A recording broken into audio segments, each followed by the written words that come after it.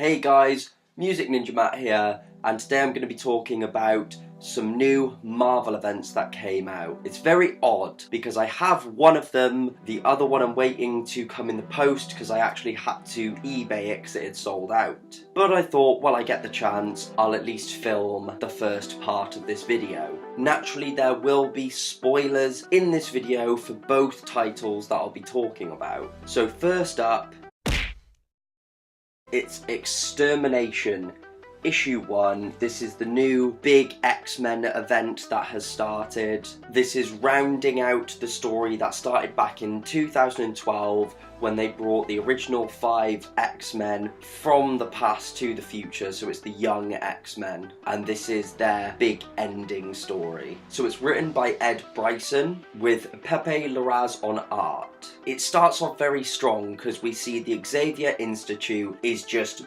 burning, everybody's dead, and this is 20 years in the future, and we see a mysterious figure who basically comments saying, "This is all wrong," and that is our opening. I usually don't like X-Men books, so with this I was like, okay, haven't been a huge fan of some of the X-Men events lately, but I'm on board with a strong opening like that. We see our young X-Men turn up and they rescue these 2 young French mutants from anti-mutant protesters. They take them to Kitty Pryde, and we find out that actually these 2 young mutants have no memories before that day. Their minds have been completely wiped, and wiped really well, in that Jean says usually there's fragments, there's something, but there was nothing there. We see then Scott and Bloodstorm. I had never heard of Bloodstorm, but she is Storm from a different Earth, and she's actually a vampire. But yeah, Scott and Bloodstorm, they're on a date. They end up being attacked and Bloodstorm is killed, and Cyclops goes to sort of fight back and he fights off these guys, and they go, okay, he's a lot stronger than we thought he was going to be at this stage, but we won't make that mistake next time.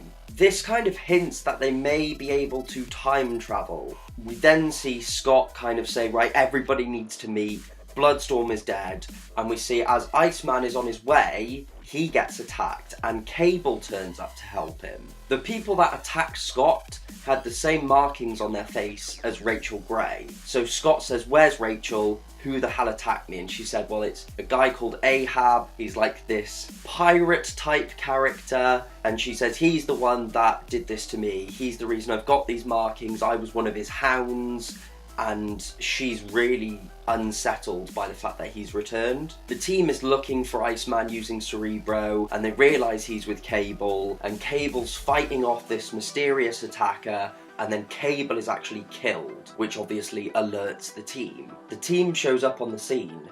However, Bobby's already gone, and yeah, they see that Cable is dead. The older Jean Grey turns up, and she's like, I can't believe my son is dead. Scott the whole time is going, this must be Ahab, and Rachel's like, no, it's not him, trust me, I know, I'd feel it if it was. But it makes you wonder, is our one mysterious villain connected to Ahab in some way? And then we see Iceman actually put into like a chamber, and his attacker is actually a young Cable, which is such a cool reveal, a very interesting one, and it makes more sense because as Cable and young Cable are fighting earlier on in the issue, we see that young Cable feels that his older self made a huge mistake in ever letting the young X-Men come to the future. So a lot of questions come from this issue. How many people are going to die in this series? Are the 2 villains we've met thus far connected? Honestly, I really enjoyed this, and I'm already very invested in it from 1 issue. And I love that this event is only 5 issues. I prefer when events are 5 issues instead of being 12. The other event that started was Edge of Spider-Geddon, leading into the Spider-Geddon series. As I said, I'm waiting for that to come in the post, so I'll carry this video on when that arrives. So guys, I managed to get hold of the second book I wanted to cover, so filming the rest of this video has been a bit delayed, but it finally arrived in the post. So we're starting off this Spider-Man event, Spider-Geddon, with Edge of Spider-Geddon issue 1. Now, I haven't read an awful lot of Spider-Man events, but so many of the ones I've been told about or read myself, I really haven't enjoyed that much. This one's a little more quirky and I think has the potential for me to really enjoy it. Writing this was Jed McKay, with Gerardo Sandoval on pencils and Brian Reber on colours. A big theme in this book is just punk rock and music, and I kind of really can relate to that and enjoyed that. And the art reflects that, in that it's quite rough around the edges art, but it works for the book. So our main Spider-Man in this is Hobie Brown, who is the Spider-Man of Earth 138. And of course he is known as Spider-Punk. And we're being introduced to him because this event is leading on from Spider-Verse, so we're going to get to see a whole bunch of different Spider people in this. We see him fighting Thunderstrike of this Earth, and they're having a back and forth, and then Thunderstrike is killed by Kang. Kang says that in the year 2099 he actually owns the rights to Spider-Punk, and he makes a load of money off of him, and he wants to take him to 2099 because it will make him more money. And there's a really funny line in there where Kang basically says, you have action figures and all this merchandise and comic books.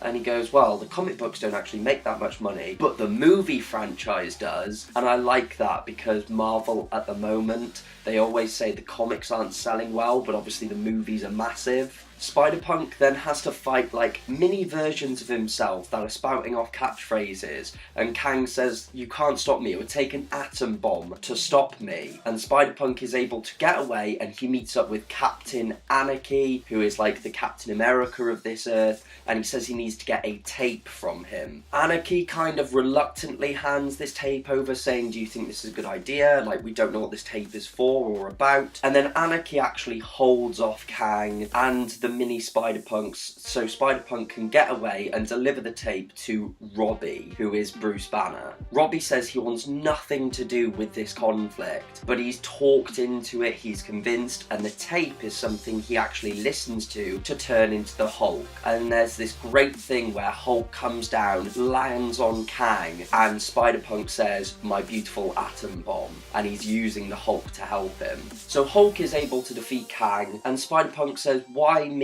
Why am I the one that you're marketing in the future? Why not somebody like Captain Anarchy? And Kang says, well, Captain Anarchy just died old and a nobody, but you died young, and that's very marketable. So Spider-Punk has to process that news. Spider-Woman then shows up, and she says something big is happening, and she needs Spider-Punk to come with her, and the two of them leave. It was one of those issues where as I'm reading it, I'm like, I don't really know how I feel about this. But the more I looked over it, the more I was like, actually, this was just so fun to read. I love the character designs, the whole music theme. It was just really great. And it's made me intrigued about where they're going to go with this event. Anyway, guys, those are the two big Marvel events that have recently kicked off. Let me know what you think about both of them. Thank you so much for watching. Don't forget to like, comment and subscribe, as it really helps the channel out. Go into the description and check out all the links down there. Don't forget to just browse around the channel, especially check out the playlists, and I will see all of you in the next one.